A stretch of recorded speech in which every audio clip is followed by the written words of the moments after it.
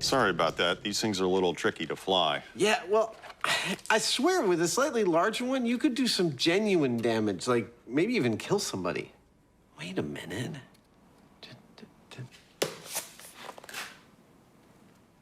Let's start the show.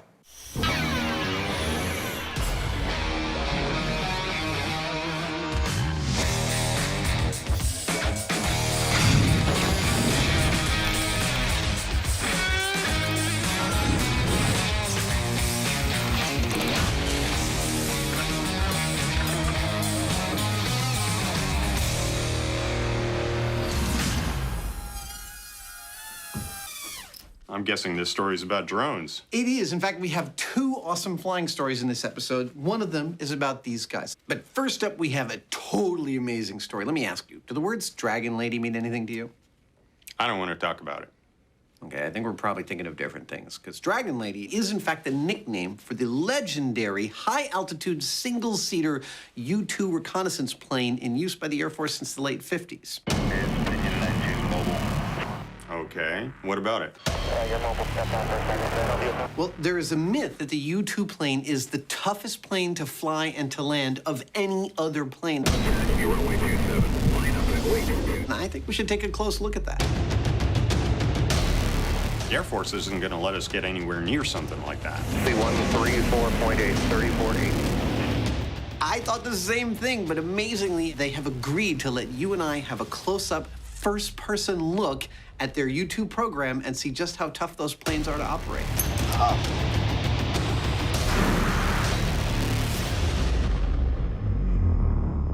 Cool. What are we waiting for? I have the slightest idea. Let's do this.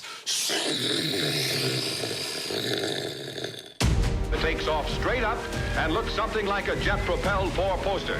The history of aviation is littered with oxymoronic aerodynamics, finicky flyers, and design duds. So, is it possible that one of the most long-lived and highly valued U.S. Air Force vehicles is also the toughest to fly? To open this investigation, there's only one destination. 300 to 06300. Pin 3 search and pin 3 is BFR. 25, reback track, IFR delay. Opinion 903, fly heading 250, vector clear, climb. Opinion 902, descend and maintain level 4050.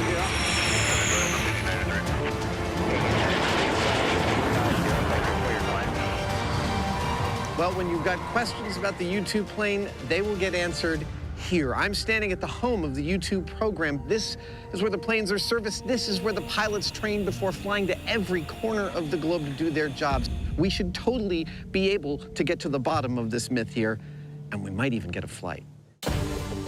Adam and Jamie's first stop is the top. A briefing with Base Commander Colonel Lee to find out exactly what the U-2 is tasked to do. The aircraft that we fly are not armed with weapons, but they are armed with knowledge. What that means is eyes and ears on adversaries. This is our mission, to train, deploy, and employ our airmen and assets to deliver globally integrated intelligence, surveillance, and reconnaissance in support of national objectives. It's a big job for a big plane. So, we get to see the plane? Let's go look at you too. All right. To begin to understand just how hard it is to manage this marvel of aviation engineering, Well, Adam, Jamie, this is the infamous and venerable U-2 Dragon Lady. Major Bartholomew, who has more U-2 flying hours than any Air Force pilot in history, runs the guys through the specs. The original design dates from the mid-50s. Single engine, high altitude, long wingspan, lots of thrust, lots of lift. We can take a heavy payload up to a great altitude and loiter for a long time. It's clearly a distinctive design, an oversized glider with a huge turbojet engine. That's cool. So the whole 40,000-pound airplane steers based on that. But what exactly makes it so tough to pilot? The challenges this aircraft presents its pilots are numerous and significant. All the fuel is kept in the wing. First up, the plane can't even support its own massive wingspan when it's taking off. When the wing develops lift, the pogo falls away. Next, recon missions can be lengthy and are carried out at very high altitudes, which requires complex pressure suit technologies and extreme safety features. Everything is so thin and so light and just strong enough. And then there's the landing. It has quite a heavy footprint because there's just the one main gear carrying all the load. 6, 5, 4. The wheels are along the center line of the fuselage, so it's like trying to land a bicycle. When the airplane does tip over, these skids protect the wingtip. And we'll see later, but on approach, the pilot can't even see the runway. 3, 2. He has to be guided down by a pilot in a chase car. 2, hold at 1 inches. So far, it's looking pretty good for the Myth. It's an impressive checklist of piloting challenges. But where next? Well, we need to get a look at this baby in action. To that end, Jamie and I have been given the go-ahead to hitch a ride to the edge of space, and we will now embark on a week-long training program. Yep, it takes a week just to learn how to be a passenger. The problem is, there is only room for one of us. Whoa. Please, please, please let it be me. So the next story is deadly drones? Indeed it is. If the press is to be believed, drones are totally in our future, delivering our packages and maybe even our pizzas. But there are those who think that they are a deadly danger hiding in plain sight, that a simple gust of wind could send a drone into you and the propellers could slice your throat and kill you. That sounds like it's custom made for us. That's exactly what I was thinking. Let's get to testing. But testing the myth with what? First up, Adam and Jamie take a tour of the full range of drone technology, starting with the supersized. Allow me to introduce our high-tech, custom-built camera platform. It's got 8 motors totaling 2,800 watts of power. It carries a self-stabilized, high-definition, 3-pound camera. And it's allowing us to get some fantastic aerial shots like these. That amazing piece of technology was made possible by 4 advances over the past decade. Higher-powered, smaller lithium-ion batteries, miniature high-powered motors, miniaturized electronics components like GPS navigation and accelerometers, and smaller high-definition cameras. Pretty cool, huh? And at the other end of the scale, This is your basic consumer-level multirotor. It's on the small side, but it has all the features that the large ones don't. Propellers, motors, Well, as in any new technology, there can be casualties. but as per the myth, would one of those casualties ever be human? Could a drone really be deadly? To begin their quest in earnest, it's back to the shop, where Adam has 2 mid-range models most likely to be used in a commercial delivery. On the left here is a fly-it right out of the box small model. Slightly larger is a intermediate kit level model, which comes with all the pieces you need to fly. You just have to assemble them. This one's apparently ready to fly, so I'm gonna give it a shot to see how easy it actually is.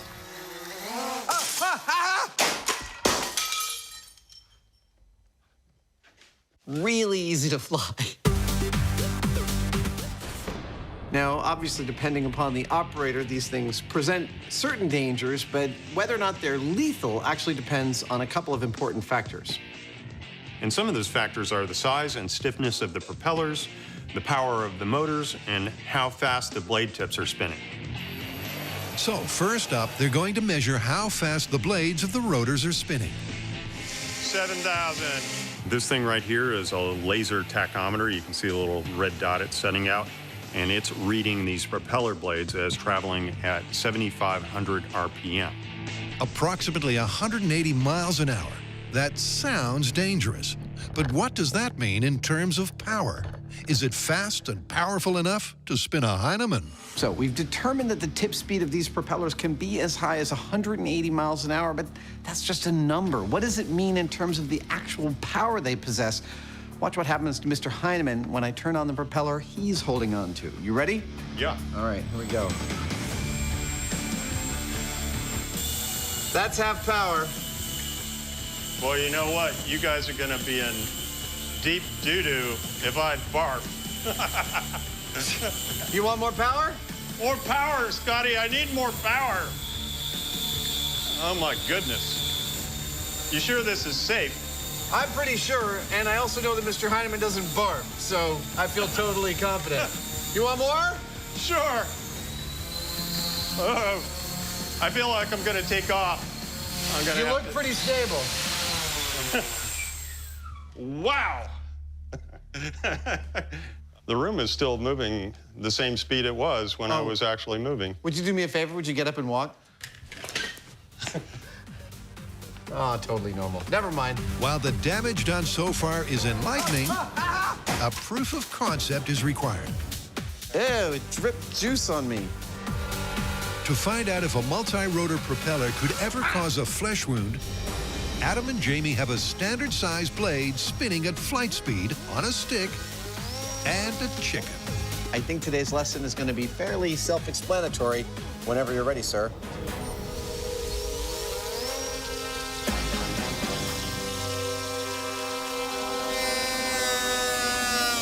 Yeah!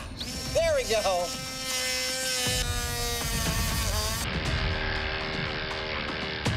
Yeah! Check that out. That right there, my friends, that's an injury. But let's face it, we're not just talking about an injury, we're talking about lethality. Which means we're really talking about this vein right here, the jugular, yeah. I think if we're gonna continue testing, we need to make a neck as a testing platform that we can run our multirotors into. Could a drone delivery ever be deadly? Adam and Jamie have a promising proof of concept. Yeah, there we go. Now, to cut a little deeper. Now, if we're going to be testing whether one of these can slice through one of these, we're gonna need one of each. And these are easy to buy at the store, but these, well, they're a little harder to come by. We're gonna have to make our own. And to do that, I'm gonna use a lot of this and this guy right here, and it's going to spurt blood if it actually gets cut. It's gonna be awesome. Yep, Adam's manufacturing a mortal mannequin that will react accurately to an impact. The basic gist of what I'm gonna be doing is casting a neck out of ballistics gelatin. How tall is this neck? Who were these men? With holes in it that I can fill with blood that will be blue for televisual purposes. But it needs to be really close to the edge of the skin. So I'm gonna effectively mold those veins using these brass rods in here. It's sort of like thinking inside out and backwards.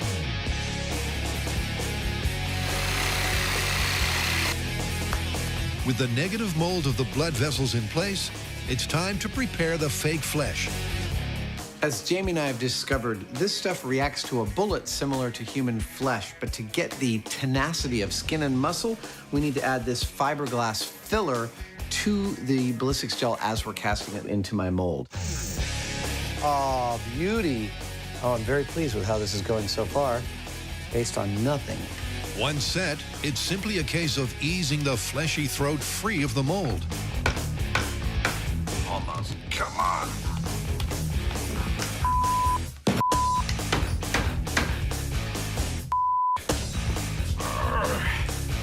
That's it.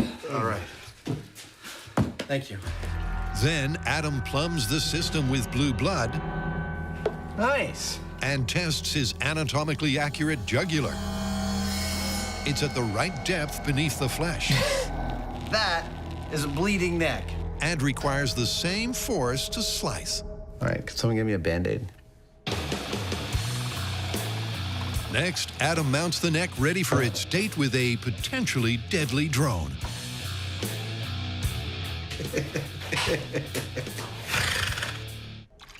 Allow me to introduce you to the analog bursting jugular vein multirotor testing neck rig. Yeah, rolls right off the tongue. It is basically a rig for bleeding when it senses a lethal injury. Now, I have more than 2 veins in this rig, even though we have only 2 in our neck, because we can test multiple times just by turning the neck. Yeah, it's like that versatile. So we can test as much as we want and watch bursting blue blood fly out of the veins. I'm gonna stop talking now. But before Adam's blue blood dummy is deployed in the drone firing line, it's back to Beale Air Force Base to tackle the myth that the U-2 is the world's toughest plane to pilot. Welcome to high-altitude physiology and full pressure suit orientation. Adam and Jamie are both in training for an in-flight investigation. One will fly, one will be on standby. Pop your helmet off just like that. And they're starting with several not-so-brief briefings. We're gonna have a suit controller like this. About the safety equipment. It acts as a backup pressurization system. And emergency procedures. We're going to teach you how to parachute safely to the ground. These are no minute-long demonstrations from a flight attendant. Primarily, it's to prevent decompression sickness. And a clear indication of the enormity of the endeavor. If you were to lose cabin pressure, the suit would inflate. If you are unconscious, there are inflators inside. During this time, your visor is going to freeze over. You will not be able to see. They're not sugarcoating this for us. There are a lot of potential dangers to taking a flight like this, and there's a lot of contingencies that they have carefully planned for. You can use that as a flotation device if need be. Perhaps the worst possible one is if we have to exit the plane sometime between taking off and landing. You have to put your hands in front of you, protect your jugular. And in that case, there is a bunch of equipment that could maximize our chances for survival. And in this room, we are going to learn about some of that equipment. I really, well, I think it's pretty cool stuff, but I hope we never have to touch it. You have steel wire, you're gonna have a small compass, pocket knife, if you have to cut yourself down from something. Now, we're nowhere near getting into one of these planes yet, but already we've got all this stuff that we have to know how to deal with. The good news is you have an ejection seat. The bad news is you actually have to pull your own ejection handle to get out of the aircraft. Even something like peeing seems like it's kind of a complicated ordeal. Push down, lock it to the side, and you can begin your slow, controlled urination. I don't think that I don't want to be pushing or pulling buttons without really knowing exactly what they do. So it's going to take a little practice. So why all of this complex equipment? Why is the U-2 program the only program besides NASA? Absolutely unreal. And the space program that utilizes a full pressure suit? The primary purpose of wearing this full pressure suit is to prevent hypoxia. Well, one is, of course, because it flies higher than any other normal airplane into what they call the space equivalent zone, about 50,000 feet. But more primarily is what happens to us when we go to that height. Our bodies have evolved to process oxygen properly from sea level to 10,000 feet. How much is 8 minus 3? 8 minus 3 is 4. When we go above that, we cease being able to functionally take in oxygen. Put up the switches, we will die. Put up the switches.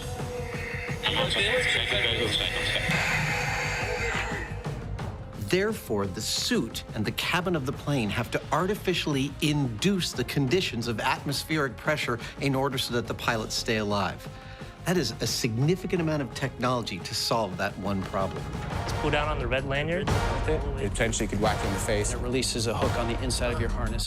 After a full day of intense information acquisition, day 3 dawns, and our raw recruits... Time to start training. ...are getting physical. Want to see the coolest part? Aha, look at that.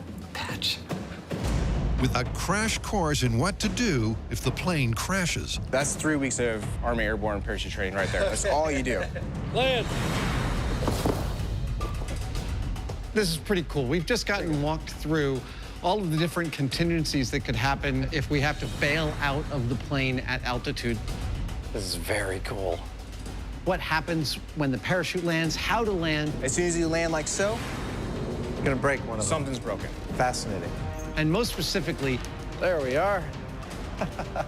I just learned how to actually lower myself if I end up landing in a tree and I'm like hanging above the ground. Oh. Ah, there we go. And then lowering myself safely down to the ground. Lower myself down. Very nice. All of this is stuff that I hope I only ever have to try here in the safety of this room. It's been a long and exhausting day. Bail out, bail out, bail out. And the sheer scale of the task, technology, and expertise required to fly at the edge of space could not be more apparent. It's quite an experience being trained in this fast and furious way. So in order to actuate that, you push the button, and then it rotates back 45 degrees. These guys are dumping an overwhelming amount of information into our heads. Because the minute you look down is when the seat's gonna fire, and you're probably gonna break your back. They're describing the various fixes and methods. It's a sharp tug, but if you need to get out of the airplane, you'll find a way. Yeah. What would pretty much be the worst day of my whole life. But it doesn't happen very often. No, at all. Okay. To have to actually implement some of this stuff, to actually have to remember some of it. You pull it, and that will actually come out in your hands. It's like, wow, what if I actually have to do this? In the highly, highly unlikely event that both the primary and the backup fail, you're left with a tertiary manual bailout. That sounds really bad. Yeah, it's a bad day. Questions on that? Piece of cake. Piece of cake. Two words come to mind during all this: complex and terrifying. 3 days of information overload. The ejection seat we have was also used in the first 4 flights of the Space Shuttle Columbia. And the rigors of flying the Dragon Lady are evident. But is it the hardest plane to pilot? To find out, the Mythbusters are being prepped to fly to the edge of space. These are like my space jammies. And despite the high spirits... All right, sir, can you hear me? Yep, I kind of feel like dancing. The pressure is on, literally. All right, bring you up on system 2. Jamie and Adam have one final stage of training to be passed as fit to fly. Oh. You doing okay? That's different. In fact, that doesn't feel very good. Ow. Can I bring you back down? I could see somebody feeling like panicking.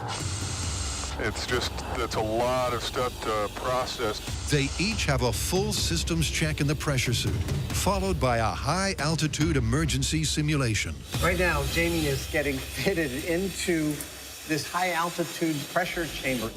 Right and left gloves are integrated and locked. It will replicate the lack of pressures that he might experience under different circumstances in that very suit. The environment inside the chamber will simulate the flight plan of a U-2. So, Jamie, what we're going to do now is bring the chamber up to 5,000 feet, check the ears and sinuses, and make sure they're clearing okay. If the cabin pressure of the U-2 was to fail... How are you feeling right now? I feel fine. Jamie needs to prove he can operate the suit and emergency systems. So right now we're just doing a slow ascent up to flight level 400. As they approach cruising altitude, there's a startling reminder of the dangers involved. Oh, there we go. A beaker of water at body temperature begins to boil. If Jamie's suit were to fail, that's what the liquids in his body would do. All right, let's go ahead and try to reach that ejection handle. With that thought in mind, and at maximum altitude, Jamie has a few tasks to complete. Down by your right buttocks there, that's the scramble handle. Pull it up towards your chin just a little bit. That's good. The final being the suit's automated response to a sudden cabin pressure failure. 3, 2, 1. And go ahead and pull that helmet hold down. That was something else. It's kind of scary, actually. 1. There's a lot of force, and when they decompressed rapidly, it's just like, whoa. You're sort of feeling like popcorn. While Jamie clearly didn't enjoy the experience, he did pass muster. Oh, awesome. Cue fanboy Savage. Oh, the gloves. The coolest thing about this is I'm not just wearing a suit. I'm not even wearing a machine. Wow. Oh, man, that's far out. Woo! I'm wearing the apex of decades of tens of thousands of people problem-solving how to survive in hostile conditions, and I can feel that technology. Whoa. I can feel how reliable they've made things to touch and to understand with your hands. All of this born by hard experience. Lots of people gave their lives so that this suit could protect these pilots. Are you good to go? I am good to go. Honestly, everything about this kind of astounds me that people do this every single day. Starting climb to 5,000 feet at 5,000 feet per minute. It takes a team of people to put me in this suit correctly. How's your comfort level? Well, I'm fighting up a storm. But more than that, once I was under the simulated depressurizations. Oh, there we go. Wow. Where the suit would inflate, it gets incredibly tiring. Locate the ejection handle in between your legs. Oh, there you go. So your fingers around it. Yeah, there we go. Okay. These guys have to be in incredible shape because I was just sitting in a chair being tested. These guys are actually potentially flying planes under these conditions. 3, 2, 1. Go ahead and pull that green lanyard. Use the mirror. So, our training is done and we are ready to fly. Excellent. Welcome. Welcome, everyone. Remember, we went through all of that just to be passengers on the U-2. Now we got to do two things. One, we got to figure out which one of us is going to fly, me or Jamie. And two, we got to let these professionals figure out the logistics of their flight plan. Just a little bit of waiting. While Adam and Jamie wait for flight clearance, the guys decamp to the perfect location for wind-protected precision flying. We are testing the myth that multirotors can possibly be lethal. So this is our multirotor, this is our multirotor pilot, James Franklin Heineman, and this is our potential victim with veins filled with blue blood, clearly a Vulcan, who we're going to steer this thing right into. You ready to fly? Sure. Okay, here we go. All right. For this first test, we're going to get our little copter up about this high. I wouldn't want this thing flying at me. Sounds like a swarm of angry bees. And then drive it right into the neck of our dummy. And we'll see what happens at that speed with those propellers. Oh! That was a perfect hit. And it was going pretty quick. Oh! It doesn't seem to me that anything at all happened to the neck. Take a look at the high-speed footage of the multirotor hitting the neck. You can see the props bending right out of the way, even in the face of something as soft as neck flesh. Yeah, clearly they were designed to do that. Yep, the fly-it-out-of-the-box quadcopter didn't make a dent. But next up, the kit model. That one's much scarier. More likely to be used for large deliveries, it's heavier, has more power, 6 rotors, and sturdier propellers. Let's see what it can do. Oh. Oop. That's no good. Take 2. It's going right for me. Oh! Oh! Oh! Sorry about that. I'd rather not experiment on each other. The larger model is proving trickier to handle. But eventually, Jamie gets it going where he wants it. Yeah! Nice! Well, bigger multirotor, bigger propellers, nice fat hit right here in the vein. Nothing. No penetration. I just say that aside from being amazing pieces of technology, these multirotors are genuinely spooky to be around. One, they sound like a hive of angry bees. Oh. 2, I am genuinely physically afraid of them hitting me, but apparently that fear is without any reason because we've been smacking them into our neck without any injury whatsoever. So where does that leave us? Come on, we're the Mythbusters. We're gonna sling our camera platform into it. This has 8 rotors, weighs 16 pounds, and the propellers are not made of plastic that bends out of the way. No, they're made of carbon fiber. I'm genuinely scared about what this is going to do to this neck. Scared and hopeful.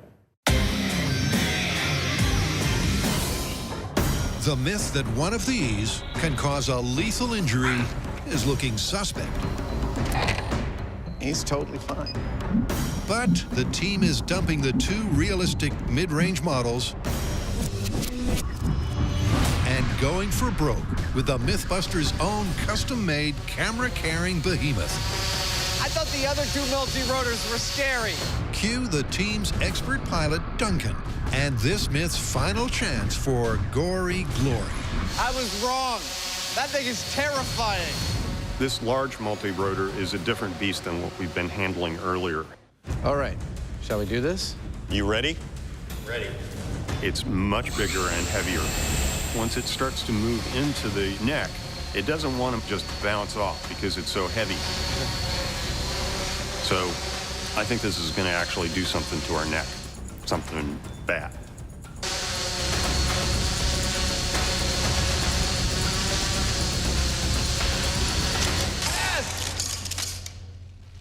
Look at that! It's bleeding. That's bad. Dude! Yes! There you have it, kids. It's all fun and games until someone loses an eye or a vein.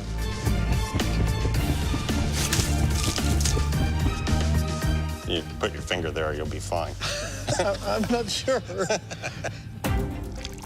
So what have we proven after all this mayhem? I think we've actually proven 2 different things. On one hand, the smaller multi-rotors you can buy at the store are pretty darn safe, and they're designed to be that way. But this is a new hobby, and there are lots of people building larger and larger multi-rotors to handle bigger and bigger payloads. And when those multi-rotors get bigger, the dangers they present are absolutely real. I know we've been looking at a worst-case scenario, but I think we got to call this thing plausible.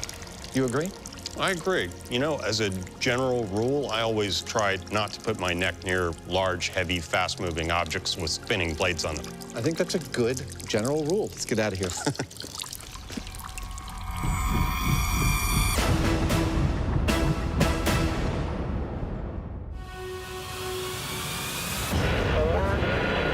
Let it down a little at 4. Back at Beale, the guys are ready to carry out the final test on the mythically difficult-to-fly U-2. But only one of them gets to go. Well, you know, for crying out loud, you're a fanatic about this stuff. You collect these things. Yeah, I do. So I can't, in good conscience, deny you the pleasure of doing something like that. I really appreciate that, sir. Thank you very much. You owe me one. Oh, I totally owe you one. Absolutely. Jamie the gentleman steps down. A very happy Adam steps up. I'm pretty excited. Can you tell? For the defining, not quite hands-on test. Now it's go time to figure out just how hard this plane will be to fly. I won't be flying it. No. I'll just be helping to assess that.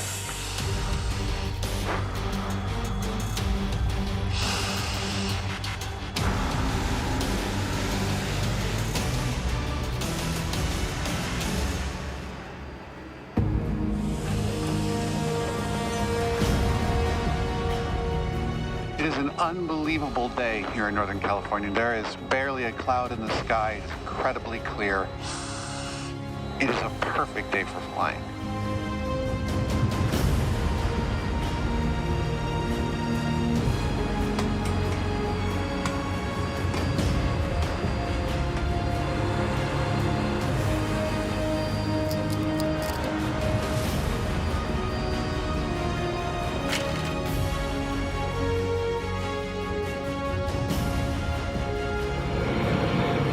So Adam, you can hear the engine starting to spool up. Oh yeah. Once that's happened and we have sufficient RPM, I'll add a little bit of jet fuel here. Okay, here we go, folks. Adam's got to be freaking out about now.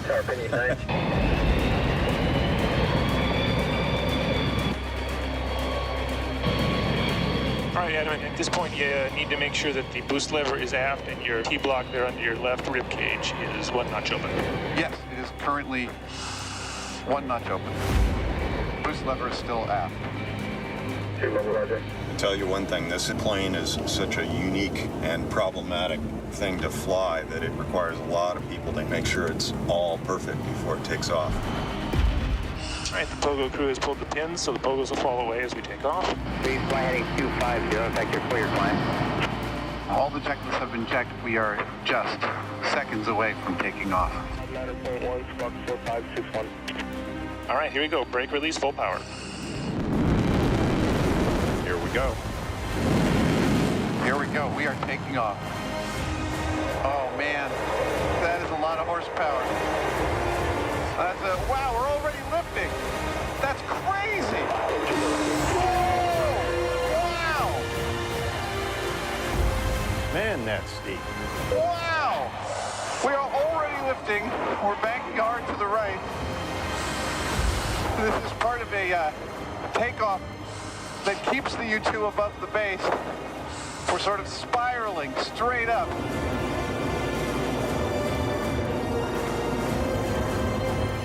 Holy cow! That was so fast!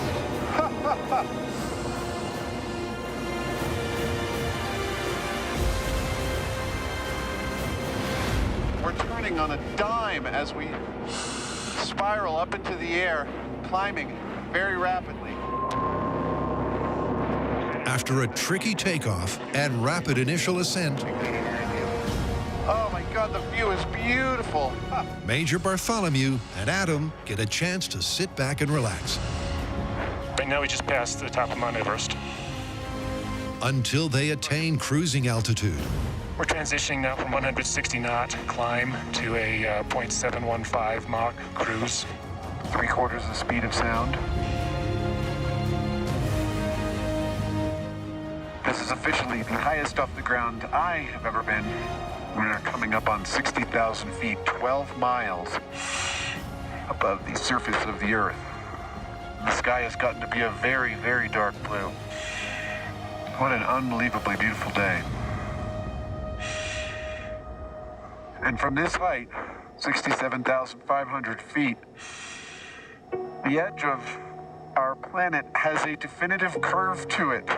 It is more three-dimensional than I have ever seen it. There we are. Ladies and gentlemen, 70,000 feet.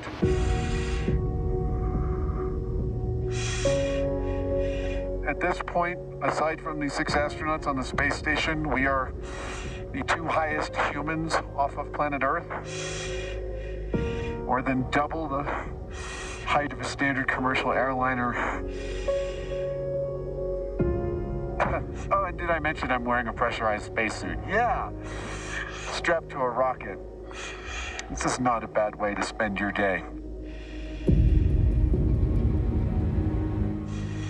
Jamie, I totally owe you one.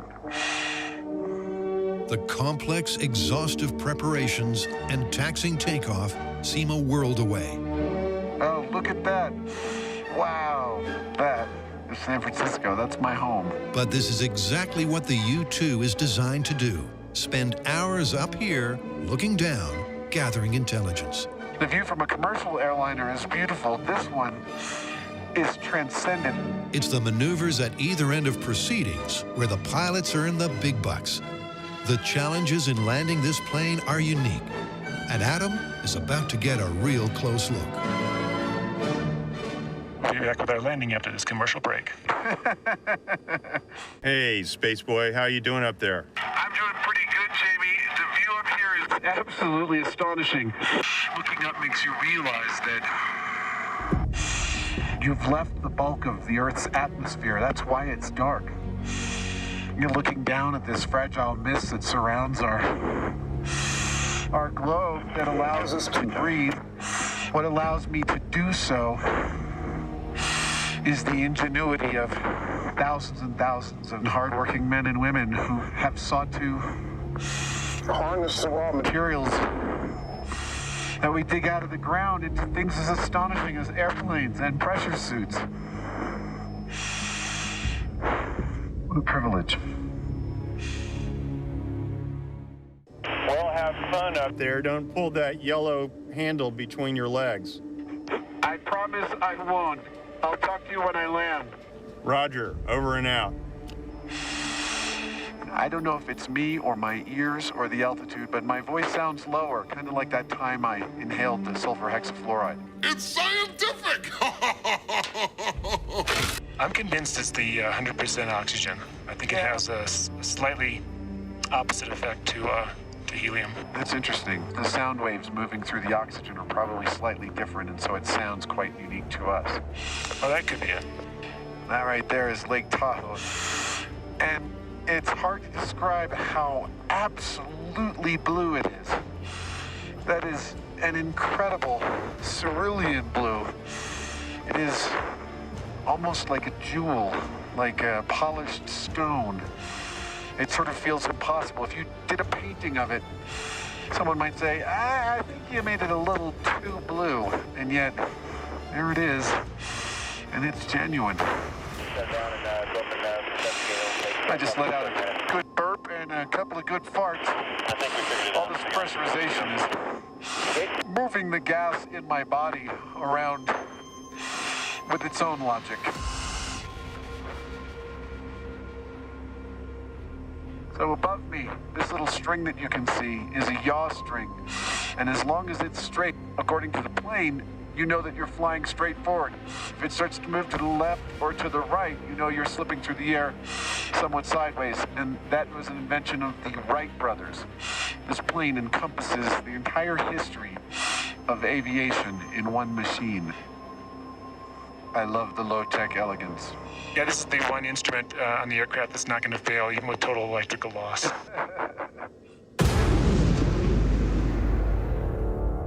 Oh man, that is a lot of horsepower. Wow, we're already lifting. That's crazy. Whoa! Wow! Oh my God, the view is beautiful.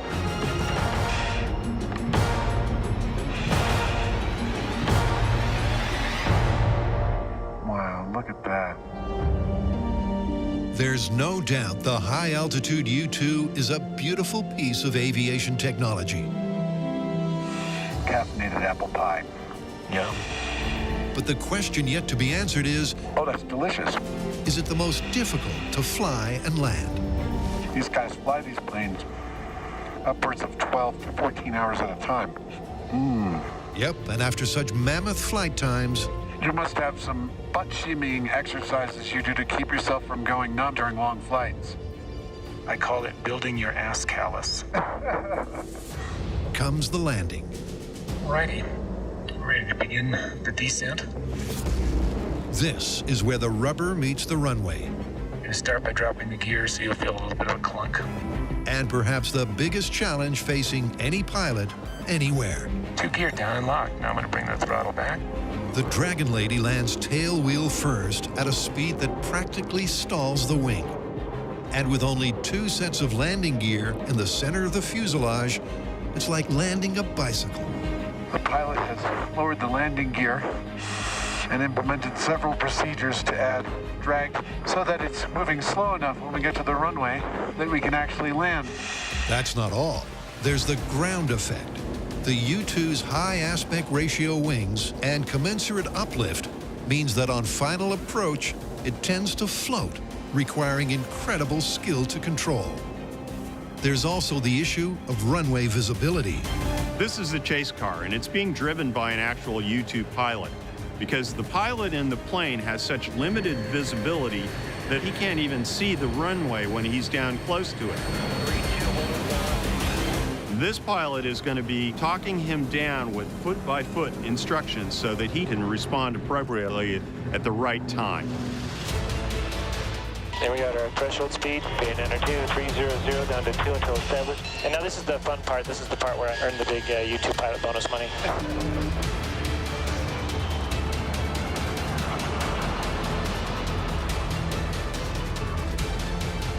All right, right, so we have one guy rolling out on final ahead of us. Yeehaw! We are gear down, flaps full, speed brakes out, stall strips deployed, lights on, and spoilers in the landing position. Configured and ready for landing.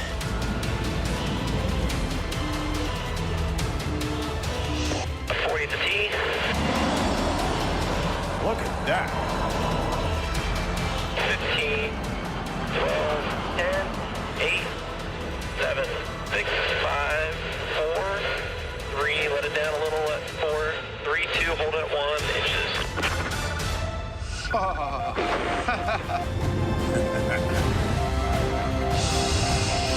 Wow. Very nice. Welcome back, gentlemen.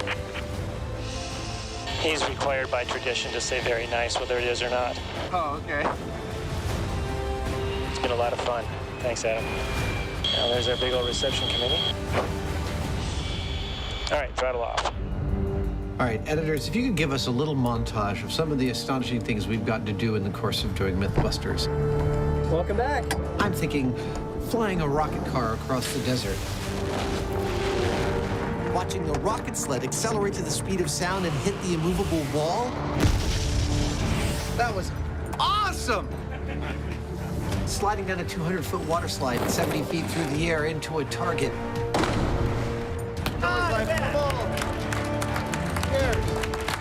This tops all of those by a factor of 2. That was unbelievable, unrepeatable, incredible. I'm out of superlatives. I have just spent the last 2 hours strapped to a rocket, wearing a spacesuit, flying to the edge of our Earth's atmosphere and seeing my hometown from a vantage point.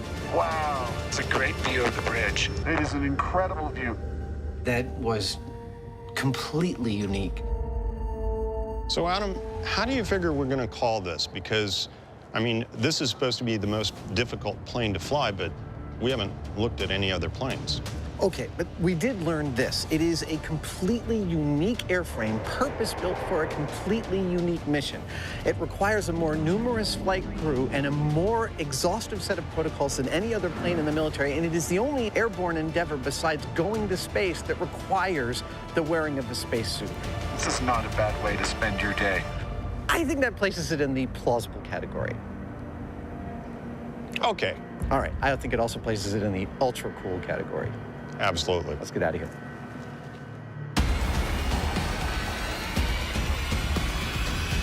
So Adam, do you know why she's called the Dragon Lady? No, I don't. Because you don't know whether she's going to land like a dragon or a lady.